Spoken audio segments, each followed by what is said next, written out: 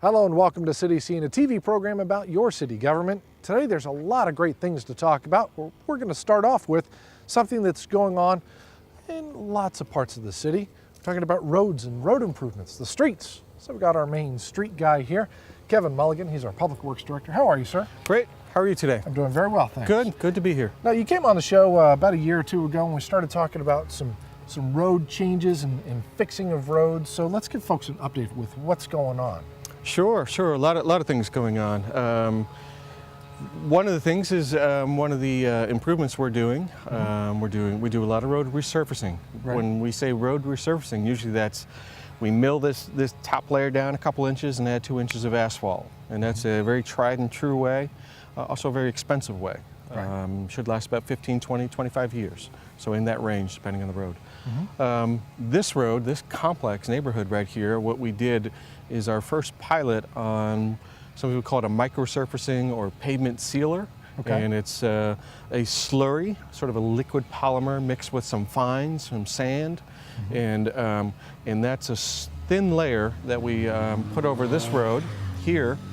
And this whole neighborhood, about approximately 8 lane miles, and much cheaper cost. And we want to see how long this lasts. Whereas the road resurfacing, the mill, and then put the asphalt is about 80,000, 85,000 a lane mile. This is on the order of 25 to 30,000 a lane mile, so about a third the cost. And so if this can hold up as well as that resurfacing that you're talking about, that's a way to save a tremendous amount of money and do more of the roads. Certainly it is. Certainly it will allow us to hit more roads with the same amount of money. It will not last as long. We don't anticipate this to last 20 years. What are you thinking about for this then? Yeah, we're hoping 10 years would be on the outer edge of great. We're looking at 6 or 7 years here. So. So when would you do something like this as opposed to resurfacing that? That's a great question. The road needs to be in pretty good condition, not as bad. Usually we do resurfacing. If it was 0 to 100 rating, this road needs to be in the 70 to 80 range. Okay. Resurfacing in the 50 to 70 range, and below that, sometimes we're talking about rebuilding a road. And when you're talking rebuilding a road, that's like $1 million a lane mile or something like that? It could be, depending on the road. Something like in Arlington, there's a couple of ways you could do it, depending on what's wrong with the road. There's something called full depth reclamation, which we're looking at for Arlington, and that's more of the 300, 400,000 per lane mile, so 3-4 times as much as the resurfacing, just the mill, I'll call it mill and fill, which is what the contractors call it. But if we're $1 million, could be a worst case road, depending on the subsurface conditions. Now, I know City Council approved, I think it was about $4 million last year to start fixing some roads.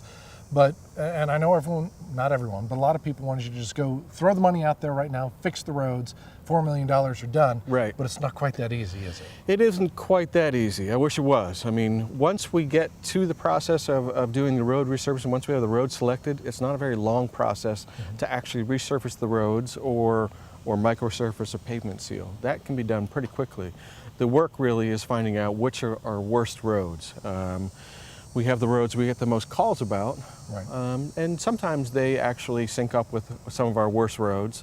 But what we wanted to do is take a data-driven, get some diagnostics on our all of our roads. We have about 700 lane miles. That we're responsible for. When you say 700 miles of lanes, that's just on the city-owned streets. There's That's a lot of primary streets that are owned by the state that are not what you're talking about, like Greenville Boulevard, Evans, streets like that are big streets that you probably get complaints about, but they're owned and maintained by the state. We do. Really, the biggest road that the city owns is Arlington, Red Banks, Hooker, but all of the ones you just mentioned, Memorial, Greenville, Evans, those are all state streets. 10th Street, most of 14th. So those are all state streets. The 700 miles that we maintain, a lot of neighborhood streets, it's probably 70% of our streets, and then Red Banks and Hooker and Arlington. So okay, and I pulled you away from the technical stuff that you were about to talk about, the data-driven. I remember a few months ago you got one of those vans that had tons of technology. That's right. To look at the streets and not just take a picture of it, but it really went in depth, didn't it? Yeah, it did. I mean, it's looking at there's a formula for coming up with an ASTM formula, not to get too technical, but that rates the condition of a road. So it does a pavement condition index, and that is a great first step for us to figure out what are the conditions of our roads, what are our worst roads. So I have my asphalt condition, but then I need to look at, once I get all that data back, I need to sort of true it up. Is it exactly what we thought it would be? Do we go out there, and we do go out there and we look at the soil samples. We'll take a core, we'll drill a core, and we'll look at that asphalt layer, and we'll look at, is it asphalt, an inch of asphalt on top of concrete? If it is, I can't mill that road. I can't mill out 2 inches of asphalt. I'll hit the concrete. I can probably just put another layer of something like this if it's in good enough condition, or I have to come up with another technique. So it isn't just put these roads out there, let the guys do their mill and fill, so to speak. I need to know what type of road it is. Is it asphalt? Is it concrete? Is it a mixture of the two? What are the soil conditions? Really, in Eastern Carolina, the soil conditions really drive what's going on with our roads.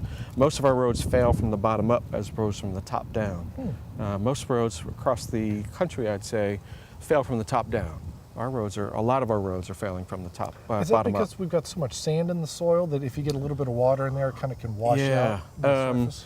Fortunately, it's that we don't have enough sand. We don't have really good drainage. We have a lot of clay. We have some boggy soils, which means something like quicksand. So water sits right on the road, and there's a lot of organic materials. And when those organics decay, there's a void left. And that void, now a car or a truck goes over that road and is leaving a depression, a rut, or it's breaking up. The winters we're seeing some more, there's some cracks in the road. Water gets in, freezes, expands, thaws, and then cracks up the road. So that van that you had, that actually had the radar or LiDAR, I guess, that could penetrate through the street surface and give you a very accurate look that you then go back and you kind of check with some core samples. That's right.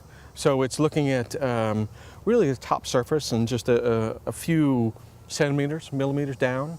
So it doesn't give us that. We need really a good 6 to 8 inches depth. So any road that we see is in poor condition, we want to verify with some soil samples or some cores. Right. So we'll drill the core and take a look at it.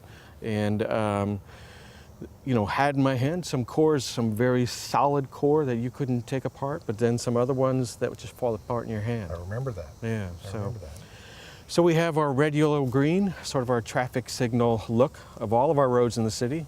A lot of good roads, a lot of roads that, the average rating of our city roads is about 80 out of 100. Oh, that's pretty good. That's pretty good.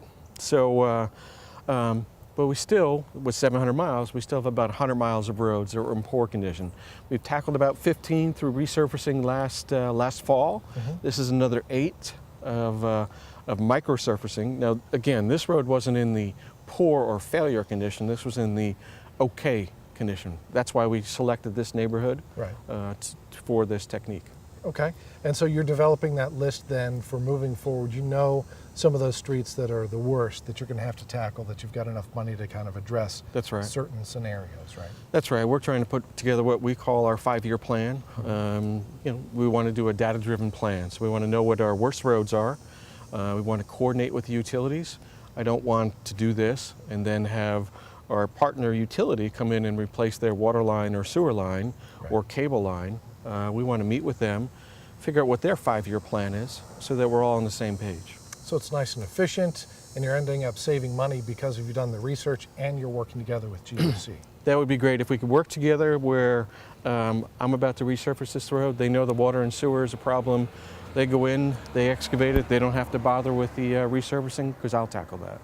So we can both save money. All right, and people can find out more information online, I'm sure. Absolutely. We'll have our report online very shortly, and we're actually doing a presentation to council tonight on this. Okay, so people can watch on GTV. It'll be in the archives by the time this actually hits the air, but they'll get that. Is there a phone number people can call for more information? Always, 329-4522. Kevin, thank you much.